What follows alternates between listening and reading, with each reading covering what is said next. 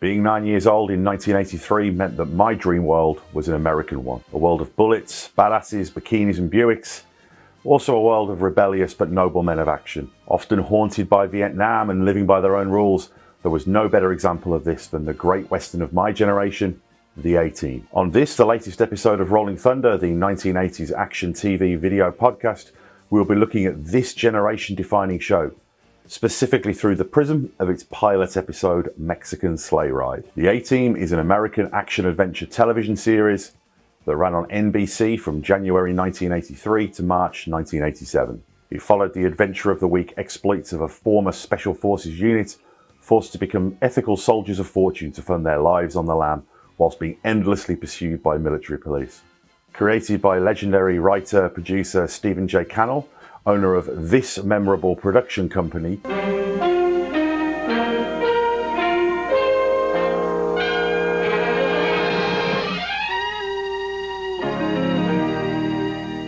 along with his partner Frank Lupo, they would go on to dominate the landscape of consequence-free vehicular violence with shows like Renegade, Riptide, Wise Guy and Hunter, as well as between them other great shows of the era like The Greatest American Hero, Stingray and Hardcastle and McCormick.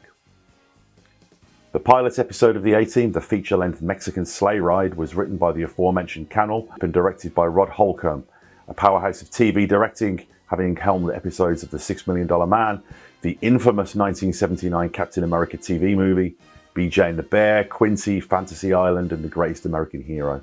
He would go on to have a very long career directing shows as varied as Scarecrow and Mrs. King, The Equalizer, The West Wing, ER and more recently Justified. If you have watched TV in the last 40 years, you will have seen his work. Mexican Sleigh Ride aired in the US on January 23rd, 1983 and in July of the same year in the UK, but more on those memories later.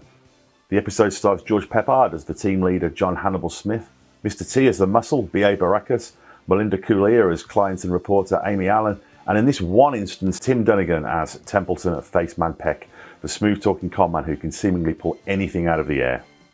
Mexican Sleigh Ride is a great pilot that is indicative of the show, establishing its many recognisable tropes early on, whilst almost being somewhat of an oddity. Most obviously is Tim Dunnigan in the role of Templeton of the Faceman Peck. Dunnigan was fired for apparently feeling too young, or too tall, depending on who you speak to the producers, and would be replaced by Dirk Benedict, recognisable as Starbuck from Glenn Larson's Mormons in Space adventure series Battlestar Galactica.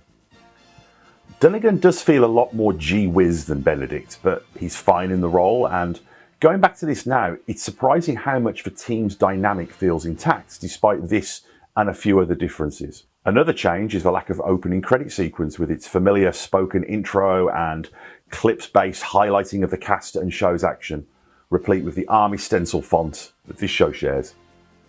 Having no opening credit sequence was standard practice for pilot episodes at the time, as they had not accrued enough footage to populate the credits.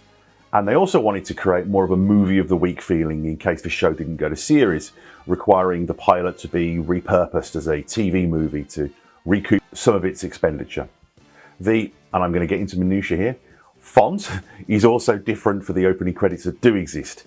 And it's worth mentioning that the feature-length pilot episode would often be split into a two-parter for syndication, with a special bespoke opening credit sequence featuring Dunnigan, as seen here.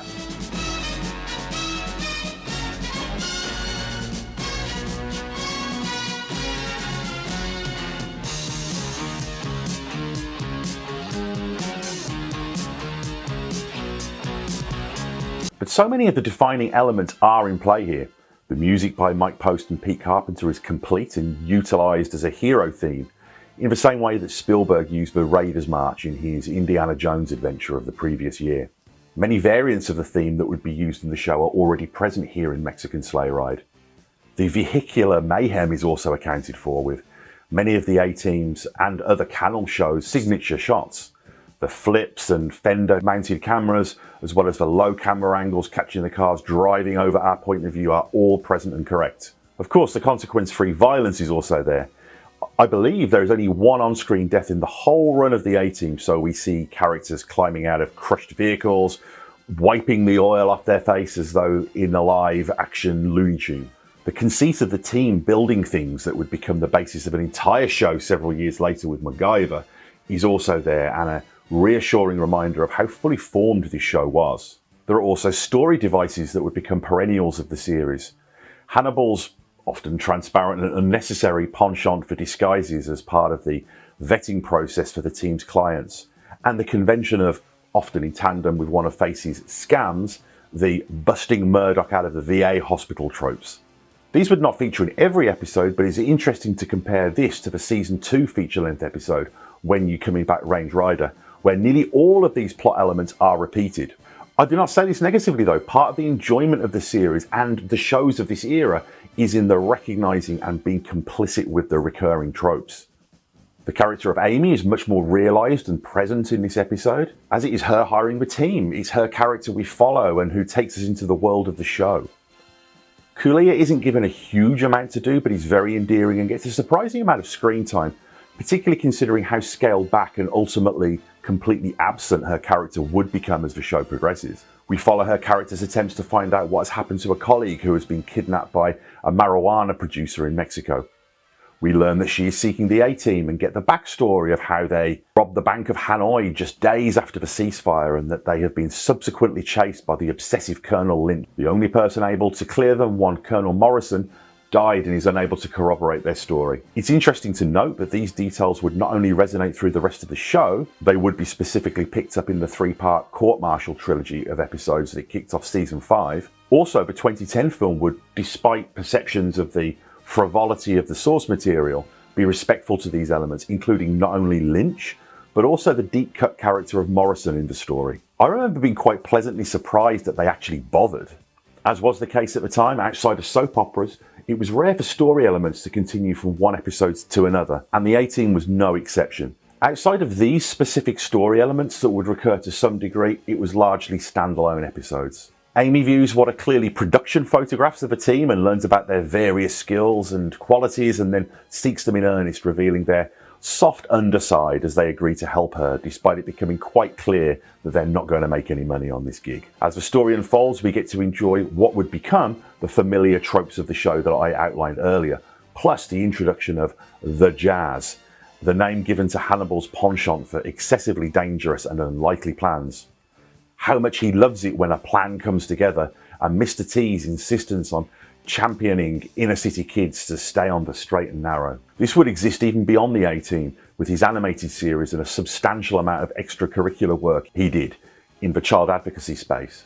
Hannibal's dalliances with Hollywood, particularly in the guise of the Aquamaniac, are also introduced, as is BA's fear of flying and the deceptive ways the team trick him into getting on board a plane at the mercy of their support pilot and resident crazy fool, Howling Mad Murdoch. One notable absence is the A-Team's signature GMC van, arguably one of the great icons of the 80s, but that is not introduced until the first hour-long episode, so we'll need to return to that at a later point. Watching the show now, it's actually pretty amazing how fully formed it is. These elements are clearly defined, enjoyable, and give the show a comedic, quirky edge that goes beyond the PG violence that the show exploited. All of the characters are Vietnam veterans, and whilst the show aired nearly a decade after the war effectively ended, it was part of an increasing trend for heroes to have the shadow of Vietnam looming large. This was a complex time for America's self-image and its relationship with that conflict. And the sense of unresolved defeat that it highlighted, it made a certain amount of sense for a decade obsessed with action men for them to have been in this conflict. And maybe even, in the case of First Blood, released the previous year, have developed their skills there. Whilst the original First Blood movie, and the David Morrell novel that it was based on, was in its own way a commentary on the lack of support and reintegration that veterans received, its 1985 sequel and the A-Team itself were very much a way for America to fight the war again, but this time with a clearer and more satisfying outcome. Ronald Reagan was in his first term, and here was an actor, the very embodiment of the performative side of American identity, co-opting Bruce Springsteen's Born in the USA on his campaign trail, despite the song's more complex messages about veterans and PTSD. Magnum PI, Airwolf, and countless other shows would also feature similar heroes, but we were also leading into an era of films like Platoon and Hamburger Hill and Full Metal Jacket, where American filmmakers and audiences were ready to start looking at the war in a more sophisticated way. Whilst the prior decade's Apocalypse Now did dwell on the desperation and madness of that conflict, The A-Team came out at a time when Hollywood still had an uncertain relationship with the war's legacy and often chose to sidestep the ambiguity and complexity of what it had done to the heart of the country and leave this trauma largely unexplored. In later seasons, the A-Team would start to look inward on these matters to a degree in episodes like the season 4 finale, The Sound of Thunder, which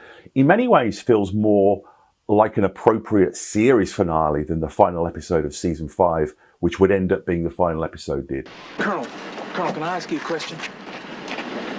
Before we went back, did you think about it? I remembered it, but I didn't think about it.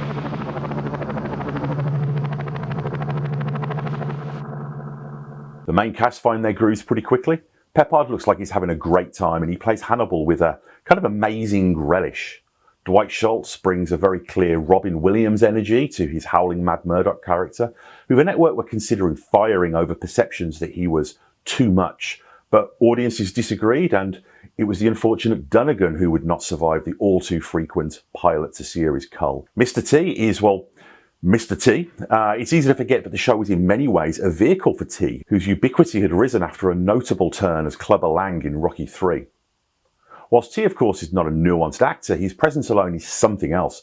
The scene where Hannibal is trying to convince BA that they're nowhere near an airport, despite the frequent sound of overhead aircrafts, is genuinely funny, in no small part to T's earnest and steely performance. The team, both on and off screen, were more than the sum of their parts. And this would only increase in the weekly show itself due to the natural charm that Benedict would bring the character of Face. Unlike Peppard, who looks like he's always in control of the situation, no matter how dire it is, he always has an escape plan, Dunnigan and later Benedict play Face as someone who is always just about getting away with it. There are some fun pieces of guest casting here. We have TV stalwart William Lucking as Colonel Lynch and Sergio Calderone giving a spirited performance as Valdez. A character that would not pass any 2023 cultural sensitivity tests. Calderone would return as El Cajon, a similarly larger-than-life character in another feature-length episode, this time in Season 3, The Bend in the River. Even Melody Anderson, Dale Arden from 1980's insane Flash Gordon movie, crops up as a recipient of one of Face's scams, and legendary TV actor William Wyndham plays the missing journalist Al Massey. There are some very memorable moments in the episode, and like a lot of pilots, they live on as components in the opening credit sequence. Hannibal in full Aquamaniac regalia, Face and BA being chased around the Universal Backlot Tour, which culminates in full jazz mode, Hannibal goading Lynch into trying to cross the parted sea attraction as he gleefully pulls the lever down on him. And the escape with the incapacitated BA aboard a Gulfstream jet, once in reality owned by Elvis Presley no less, is really fun and exciting. We also get a rare case of location shooting. Whilst the series was almost exclusively shot in California, we get some picturesque filming at Acapulco. Here we see Amy in the iconic pink dress that would feature in some of the very famous marketing imagery of the time. The influence of the A-Team on the play of my generation cannot be overstated. Whilst it never had the toy-rific ubiquity of a Star Wars, we played it in the way that prior generations had played Army or Cowboys, and it was second only to Star Wars in monopolising our imaginations. The A-Team was the first TV show that I ever watched from episode 1 to its finale without missing an episode, even after I'd started to outgrow the show a little bit and that the quality started to dip. I remained loyal to the end, collecting annuals, toys, models, and anything branded with the A-Team logo. I even watched the Mr. T animated series and enjoyed old war films starring George Peppard that I suspect I convinced myself were the adventures of a young Hannibal. The A-Team is such a key element of the shows that I'm going to be covering on this podcast that I feel I needed to cover the pilot episode early on, but rest assured we will be returning to that show. On the next episode of Rolling Thunder, we'll be looking at the pilot episode of Airwolf, the Donald P. Belisario series, so please join us for that. I'll pop up on the screen now my email address so you can reach out, and also please check out my other shows, Chinstroker vs. Punter and the Rewatch Project with Hannah and Mike, which are also on YouTube, and you can find in the link. Thank you very much for watching, and I will be back soon.